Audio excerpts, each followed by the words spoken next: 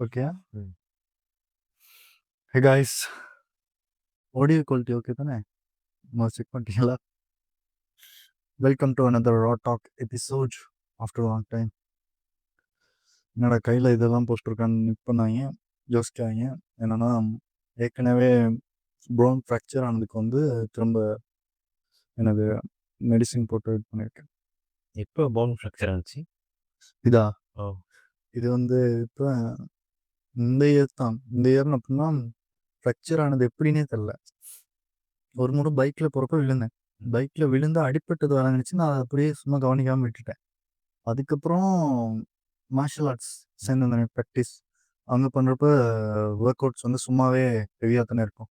100 push-ups 150 புஷ்அப்ஸ்னால் ஸ்ட்ரைட்டாக போகும். இப்போ கைக்கு வெயிட் கொடுக்குறப்ப அந்த இங்கே உள்ள போன் இருக்கு, இங்கே இந்த இங்கே ஒரு போன் இப்படியே போகும் தானே 5 விரல்லையே. அதில் ஒரு போன் வந்து உடச்சி அந்த ரெண்டுமே இப்படி தூக்கிட்டு இருந்திருக்கு. அப்போ தூக்கிட்டு இருந்தப்போ அப்புறம் ஆயுர்வேத போனோட்டி தான் அதை வந்து எனது கொஞ்சம் கொஞ்சமாக இது பண்ணி இப்படி ஒட்டி இருந்துச்சு. ஆனாலும் அந்த மார்க் வந்து மேலே இருந்துக்கிட்டே தான் இருந்துச்சு. திரும்ப ஹெவியாக அந்த ஒர்க் அவுட் பண்ணுறப்போ அது கொஞ்சம் திரும்ப இதாகிற மாதிரி இருக்கும். திரும்ப மெடிசன் போட்டிருக்கு. அது நார்மல் ஆயிரும். என்னன்னா அதை வந்து நம்ம மைண்டுக்கு எடுத்துக்கிட்டு இருந்தோம்னா எஃபர்ட் போடவே இல்லாது இல்லைன்னு பயமாகவே இருக்கும். அந்த ஃபியராகவே. சரி, ஓகே. அப்போ நம்ம டாபிக் வருவோம்ல. இன்னைக்கு உள்ள டாபிக் யா பேசிக்காக வந்து எல்லாருமே ஒரு விஷயம் வந்து புதுசாக ட்ரை பண்ணுறோம் அப்படின்னு நினைப்போம். பழங்குதா நியூ இயர் ரெவல்யூஷன் மாதிரி. நியூ இயர் ரெவல்யூஷன் இல்லாட்டி ஒரு ஐடியாவை எடுத்துக்கோங்க. இப்போ ஒரு ஐடியா நமக்கு ஒன்று வருது, புதுசாக கண்டென்ட் க்ரியேட் பண்ண போகிறோம். இல்லாட்டி ஒரு பிஸ்னஸ் ஐடியாவோ ஏதோ ஒரு சிம்பிள் ஐடியா, சிம்பிளாக இல்லாட்டி ஒரு ஸ்விம்மிங் கற்றுக்கிறது அப்படின்னு ஒரு ஐடியா வருது. ஆனால் எவ்வளோ பேர் வந்து அதுக்கான இன்டென்ஷனலாக பர்பஸ்ஃபுல்லாக அதுக்கான எனது ரொட்டீன் ஒன்று செட் பண்ணி அதுக்கான எஃபர்ட் போடுறோம், டைம் கொடுக்குறோம். டக்குன்னு நடக்கிறோம்னு நினைக்கிறோம். அப்படி நடக்காத பட்சத்தில் கிவ் அப் பண்ணிடுறோம். சரியா? கண்டிப்பாக. இன்டென்ஷனலாக அதுக்கு தேவையான டைமை கொடுத்து லேர்ன் பண்ணுறோமானா அது ஒரு கேள்விக்குறி. டைம் இல்லைன்னு சொல்லுவீங்க. ஏன்னா இப்போ நீங்கள் ஸ்விம்மிங் கற்றுக்கிட்டீங்க தானே, நீங்களா செல்ஃப் லேர்ன் பண்ணிக்கிட்டீங்க. ஆமாம். அதுக்கு 1.5 hours half இயர்ஸ் ஆனிச்சா 2 இயர்ஸ்? கிட்டத்தட்ட ஆமாம், 2 வருஷம். ஃபஸ்ட்டு நீங்கள் வந்து பேசிக்ஸ் லேர்ன் பண்ணிக்கிட்டீங்க, நீங்களாவே ஃப்ளோட்டிங் லேர்ன் பண்ணிக்கிட்டீங்க. அதுக்கப்புறம் வந்து நீங்கள் கொஞ்சம் கொஞ்சமாக இந்த லிமிட்டை பிரேக் பண்ணிட்டு. இப்போ இன்னைக்கு என்ன டாபிக்னா இப்போ அதை பற்றி தான் பேசுவோம். இப்போ நமக்கு ஒரு கோல் இருக்குது, எல்லாத்துக்குமே கோல்ஸ் இருக்குது. ஆனால் அதுக்கு ஆக்ஷன்ஸ் எடுக்கிறோமானா ஒரு கேள்விக்குறி தான்.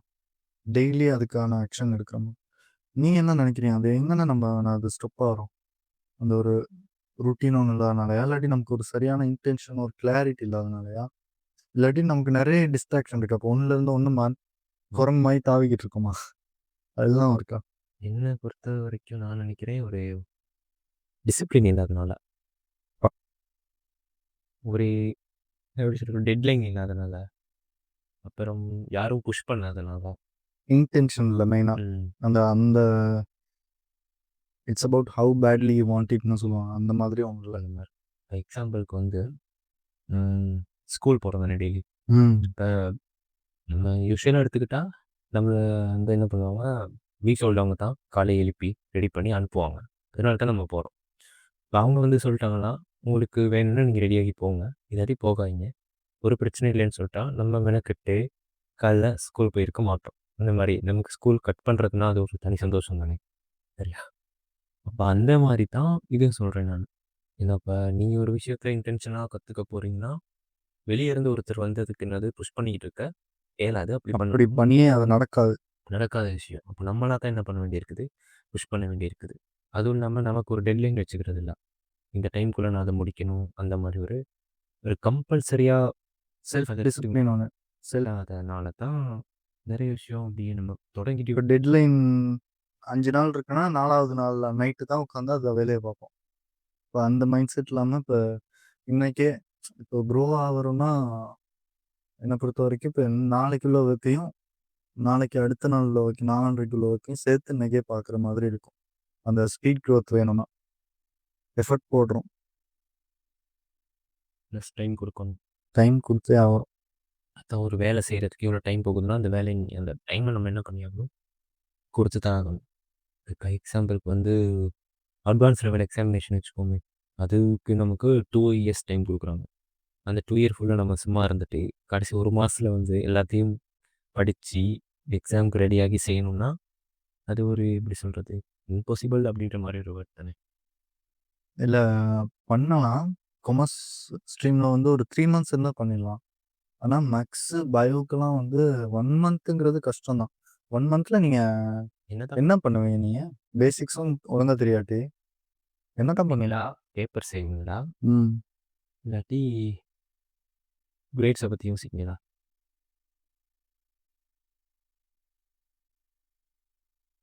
சரி, இப்ப பாயிண்ட்டுக்கு வருவோம். என்னன்னா, ஐடியாஸ் வந்து டிஸ்கஸ் பண்றப்ப, நமக்கு தோணுது சில ஐடியாஸ். அத டிஸ்கஸ் பண்றப்ப சயன்டிஃபிக்கலா அந்த கொஸ்டினுக்கு நீங்க ஆன்சர் பண்ணுங்க. டிஸ்கஸ் பண்றப்ப, அது ஆக்சுவலா நம்ம பண்ண மாதிரி ஏன் மைண்ட் வந்து அந்த ஒரு ஹாப்பி ஃபீல், ப்ளஷர் குடுக்குது. அந்த டோப்பமைன் குடுத்து அந்த பேசிக்கிட்டே அதனால என்ன ஆகுதுன்னா, பேசிக்கிட்டே இருப்போம். ஒரு விஷயத்த இறங்கி பண்ணி முடிக்காம, பேசுறதே நமக்கு இது தர்றதுனால, அதனால தான் அந்த ட்ரீம்ஸ்லாம் சொல்ல வேணாம்னு சொல்லுவாங்க.